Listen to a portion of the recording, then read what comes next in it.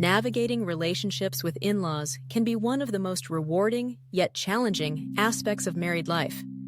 When two people come together, they don't just unite as a couple, they join two families, each with its own history, traditions, and expectations.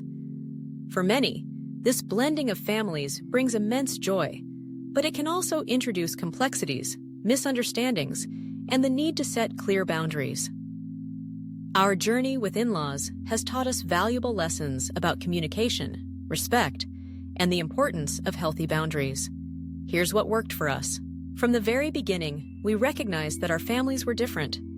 My family was close-knit and expressive, often sharing opinions openly and gathering for every occasion. My partner's family, on the other hand, valued privacy and subtlety, preferring smaller, more intimate gatherings and gentle conversations. These differences were neither good nor bad, but they did mean that our families approached situations in their own unique ways. Early on, we decided that open communication between us would be our foundation. Before we ever faced a tricky situation with our in-laws, we talked about our expectations. We asked each other questions like, how often should we visit your parents? Ikinum, and what are your family's traditions around holidays? By having these conversations early, we avoided misunderstandings and ensured that we were on the same page. One of the first boundaries we established was around time. Both sets of parents wanted to spend holidays with us, but splitting ourselves in two was impossible. We created a schedule that alternated holidays each year, and we communicated this clearly to both families. At first, there was some disappointment, but over time, our parents came to appreciate the fairness of our approach.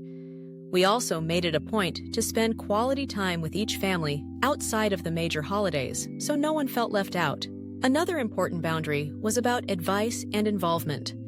Like many newly married couples, we received a lot of well-meaning suggestions from our parents about finances, home decor, even how to load the dishwasher. While we appreciated their wisdom, we realized that too much involvement could be overwhelming. We agreed that if either of us felt uncomfortable with a parent's advice, we would support each other in gently but firmly redirecting the conversation. For example, if a parent insisted on a certain way of doing things, we would thank them for their input and explain that we were going to find our own way as a couple. We also learned the importance of presenting a united front. If a disagreement arose with one of our parents, we discussed it privately before responding. This way, neither of us felt caught in the middle, and our parents saw us as a team. This was particularly important when it came to decisions about our children. Both sets of grandparents had strong opinions about parenting, but by discussing our approach beforehand, we were able to communicate our choices respectfully and consistently. Respecting our parents' boundaries was just as important as setting our own. We made an effort to understand their perspectives and limitations. For example, my partner's parents valued their quiet evenings and weren't comfortable with unannounced visits. We honored this by always calling ahead and scheduling our time together. In turn, my parents appreciated regular phone calls and updates, so we made a point to stay in touch, even if we couldn't visit as often as they would have liked. Over time, we realized that boundaries are not about keeping people out. They're about creating healthy, respectful relationships where everyone feels valued. When conflicts did arise, we approached them with empathy. We tried to see things from our parents' point of view, recognizing that their intentions were usually rooted in love and concern.